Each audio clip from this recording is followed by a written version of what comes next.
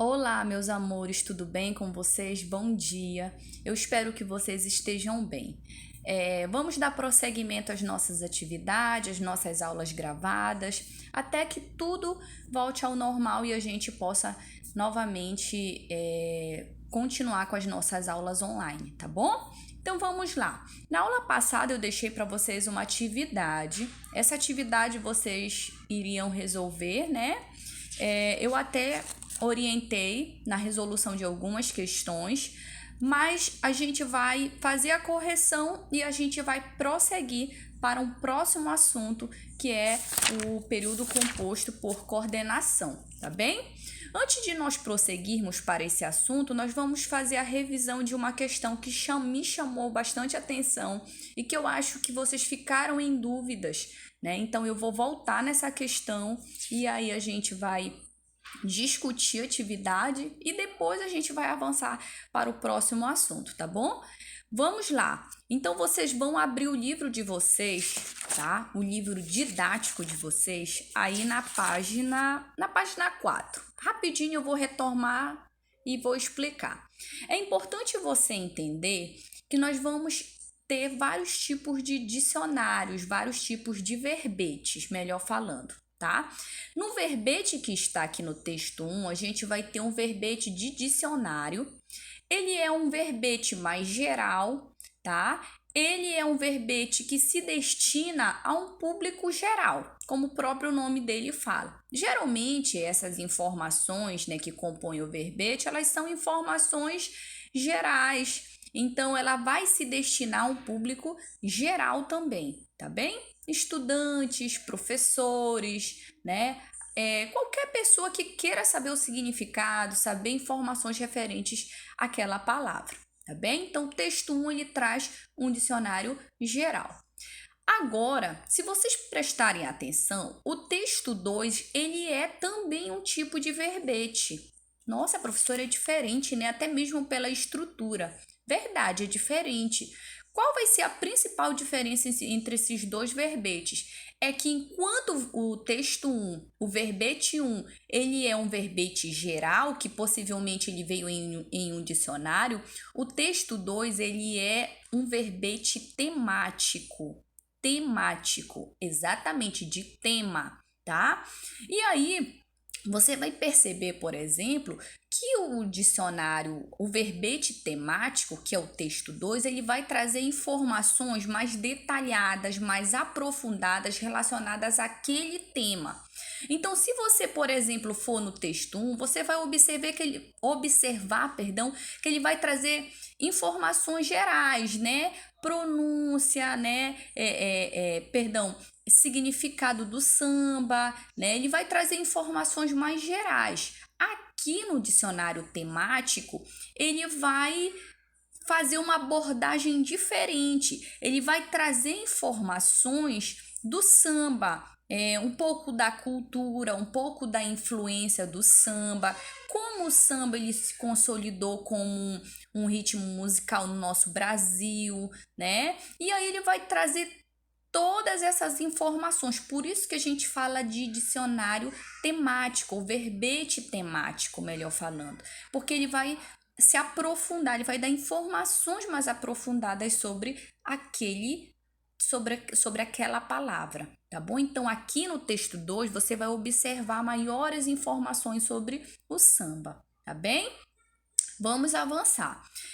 Vocês vão precisar dessas informações que eu acabei de falar para vocês para atividade. Em algumas questões ele vai perguntar qual é a diferença do texto 1 para o texto 2. Aí você vai dizer, o texto 1 ele é um verbete geral, né? Já o texto 2 ele é um verbete temático, né? Ele traz informações mais aprofundadas e tudo mais. Outra importante informação para dizer para vocês é que o texto 1 ele é destinado ao público geral, às pessoas, né? Qualquer pessoa e tudo mais. Já o texto 2, que é um verbete temático, ele vai ter um público mais restrito, mais específico. Quem seria o público, professora? Pessoas que que tem vontade ou tem curiosidade de saber um pouco mais sobre o samba, sobre a história do samba, pessoas que gostam de música, né? Pessoas que têm interesse por essa parte musical, história, né? E tudo mais. Então, enquanto ele tem um público geral, o texto 2 ele tem um público mais específico, tá bem? Então vamos lá, vamos avançar. Aqui eu gostaria de chamar a atenção de vocês para uma questão que é muito legal para a gente fazer, para a gente entender um pouco melhor. É a questão 16. Eu acho que alguns de vocês ficaram com dúvidas nessa questão, mas não tem problema porque a gente vai fazer a correção dessa questão agora, tá bem? Então se liga aí, pega seu lápis, pega sua borracha, abre o seu livro didático e vamos para essa questão. A questão 16 diz assim: releia estas construções do verbete samba, conforme registrado no dicionário Cravo Albim da música popular brasileira, tá? Primeiro, entre os tipos de danças populares mais conhecidas, destacamos samba lenço, samba rural, tiririca, miudinho e jongo, São Paulo. No 2, no Rio de Janeiro, a partir de 1850, mais especificamente nas imediações do Morro da Conceição, foi crescendo a população de negros e mestiços oriundos de várias partes do Brasil. Então, se você for observar lá naquele verbete temático, ele vai trazer essa questão das influências, né? A questão de toda essa formação do samba. Como foi que o samba ele se consolidou aqui no nosso Brasil, tá bem? Aí ele diz assim na letra A, em ou seja, aqui no peraí que eu vou mostrar para vocês, tá? Só um minutinho aqui, ó, a letra A, tá? Em bem aqui, que expressão informa a característica em comum às danças populares destacadas? Tem uma expressão aí, né? Qual é essa expressão? Observa aqui, olha. A expressão, geralmente, ela é composta, por duas palavras. Então, a expressão é a mais conhecidas, as mais conhecidas. Essas mais conhecidas, elas dão uma ideia de quê? De popularidade, tá bom? Então, é essa a resposta que você vai colocar na letra A, tá bem? Vamos lá, vamos voltar aqui. Na letra B, no trecho 2, aí agora você vai para o trecho 2, tá? Que expressão indica exatidão quanto ao local em que houve o crescimento da população de negros e mestiços? E aí? Quais foram os locais em que houve aí, de forma mais, digamos aí, mais específica, onde houve o crescimento dessa população negra, né, e dos mestiços? Aí você vai ver que tem uma expressão também. Qual é, professora? Mais especificamente. Então, lá em é mais conhecidas, em 2, mais especificamente, tá bem? Quais são, professora, aí as mais especificamente? O que é que está destacando essa expressão? Olha, Morro da Conceição, aí ele especifica, tá bem? Por que, professora, que ele traz mais especificamente? Que é para o leitor saber de forma mais específica onde foi, né, que houve esse crescimento da população de negros, né? Porque a gente sabe que o nosso país, ele é um país miscigenado, onde ele tem muita influência dos negros, né, mestiços, então, mas em alguns lugares, de forma mais específica, esse crescimento é maior. Então, aqui no texto ele destaca o Morro da Conceição, tá bom? Letra C. Nas respostas aos itens anteriores, há o mesmo vocábulo que intensifica a palavra que ele acompanha ou caracteriza a palavra que ele acompanha. Observa o que tem em comum em mais conhecidas e mais especificamente. Obviamente é o mais, né? Professora, o mesmo, né? Porque conhecidas é uma palavra, especificamente é outra. O mais está presente nas duas palavras. E aí, qual é o papel do mais, professora? O mais com i, tá? Ele é um advérbio de intensidade. Então, qual é o papel dele? aí nesse caso aí, nessas expressões, é intensificar a palavra que ele acompanha. Então, você vai marcar X aí na letra C, intensifica a palavra que ele acompanha, tá bem? Ok? Só para você saber. Vou voltar aqui para você não se confundir, tá bem? Vamos lá. Vamos avançar para a letra D. Qual é esse vocábulo? Qual é o vocábulo que intensifica? O mais. Então, você vai colocar na letra D, mais. Na letra E, a que palavra ele se liga? Qual é a palavra que ele se liga? Mais conhecidas, ou seja, vamos lá. Observa aqui, olha. Tá? Bem aqui. Opa. Voltar aqui. Tá? Observa bem aqui, olha. Mais conhecidas, tá? Esse mais, ele vai se ligar ao termo conhecidas e o mais especificamente vai se ligar a qual palavra? Especificamente, tá bom? Só para você saber mesmo, tá bem? Reescreva os sintagmas usando seus antônimos. Antônimos sentido contrário. Então, qual é o antônimo de mais, professora? Vocês lembram, né? Qual é o antônimo? É menos. Isso. Então, você vai ficar como? Quando você for fazer a reescrita, vai ficar como aí, tá? Menos conhecidas, menos especificamente, tá bom? Menos, repetindo, conhecidas, menos especificamente. Essa palavra, ela não flexiona.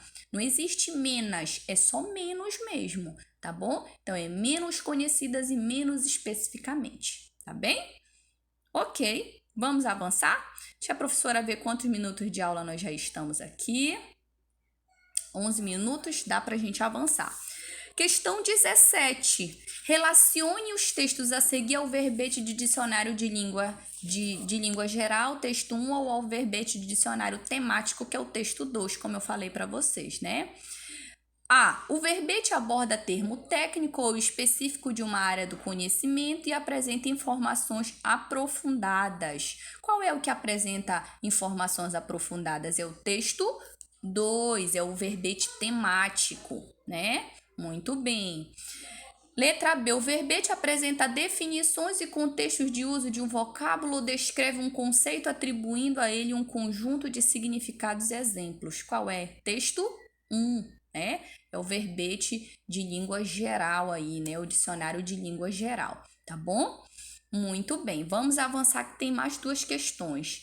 Questão 18. Onde os dois verbetes, texto 1 e texto 2, foram publicados? Aí você vai lá na referência desses dois textos, tá?